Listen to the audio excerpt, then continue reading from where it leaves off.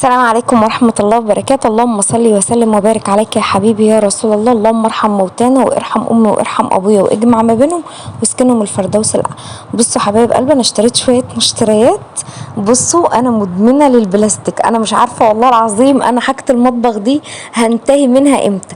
الحاجات اللي انا كنت مصورها قبل كده في الدكان، كنت انا عاملة مش فيديو مشتريات للدكان قبل كده، انا طلعت الالمونيا كلها وسبت البلاستيك زي ما هم. يعني انا عندي بلاستيك اصلا تحت السرير والله العظيم نوفي، لسه بالتيكت بتاعه نوفي. فتسالوني، بصوا كنت ماشيه على المزلقان لقيت بنوته كده حلوه قدي، قاعده كده فرشه فرشه على الارض وقاعده وبتبيعهم. ربنا يرزقها يا رب ويوسع عليها. فبصراحه والله العظيم يا جماعه انا ما كان في دماغي خالص ان انا اشتري الحاجات دي، بس ما تعرفوش كانها مغناطيس وبتسحبني كده.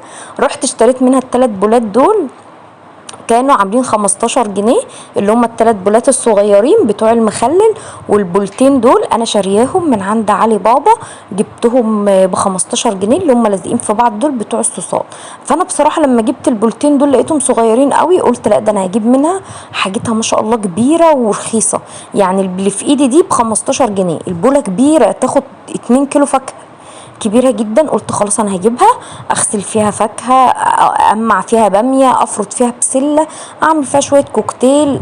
يا بصراحة هتنفع، عجبتني. قلت اعمل فيها شوية سلطة مش عارف ايه، ومش بفلوس، يعني ب15 جنيه حلوة قوي بالنسبة لسعرها. هي غويطة جدا بس الكاميرا مش مبينة.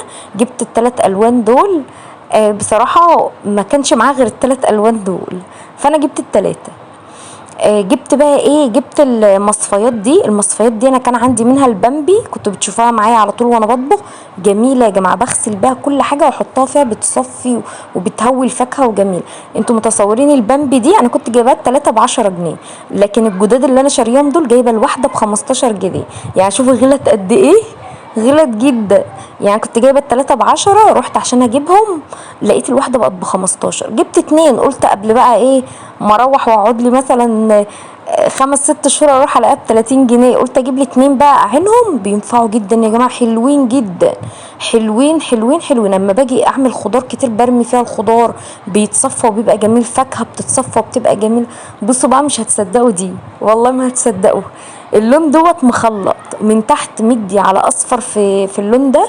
انا ما رضيتش احط اي فلتر عشان تشوفوا الالوان واضحه زي ما هي، مكتوب عليه ان هو بيدخل غسالة الاطباق وبيدخل الفرن وبيدخل الميكروويف، هو مكتوب. بس انتوا بقى انا معرفش، انا مش هدخله في اي حته من دول ولا احط فيه سخن اصلا. انا جايباله الخضار يا جماعه، يعني الكبار قوي دول كبار قوي.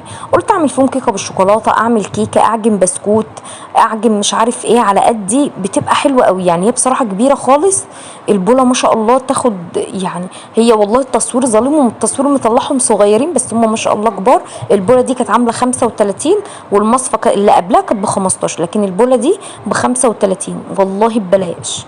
والله يا جماعه بالنسبه لكبرها ولا حجمها ولا البلاستيك بتاعها ببلاش، جميله جدا جدا جدا. والله العظيم اما جيت البيت قلت يا ريتني جبت بزياده وعنتهم للعيال، والله رغم ان الموضوع هيبان لكم مضحك بس والله الحاجه بتغلى جدا. يعني انا لو جبتهم وعنتهم للعيال هيحصل لهم حاجه؟ مش هيحصل اي حاجه. وجبت العيال حصالات فرحتهم، قلت اجيب كده شويه حصالات كده للعيال افرحهم بيهم. وجبت ايه، انا هنا طبعا بقول لهم مين اللي فتح الحصاله بتاعتي، انا مش عايزه افتح الحصاله بتاعتي الحصاله بتاعت محمد عليها سبايدر مان بس قلبت الدنيا مش لاقياها. هو يا جماعه معرفش بيخبي حاجته فين، وساعات نلاقيه رماها من الشباك، اكون بطبخ ولا حاجه يرميها من الشباك. هنا بقى جبت كمان ايه، جبت هنا بقى بندور على الرباط اللي بيتربط بيه الحصاله. جبت كمان المضرب الكابتشينو، بصراحه كان نفسي فيه قوي يا جماعه بس ما كنتش عايزه ده، انا كنت عايزه اللي هو التاني، اللي هو ده كان ب50 جنيه. مضرب الكابتشينو ده ب50 جنيه، المج ده ب40 جنيه. بصوا المج ده انا كنت جايباه ب40 جنيه، تمام. وجبت مج كمان ب40 جنيه.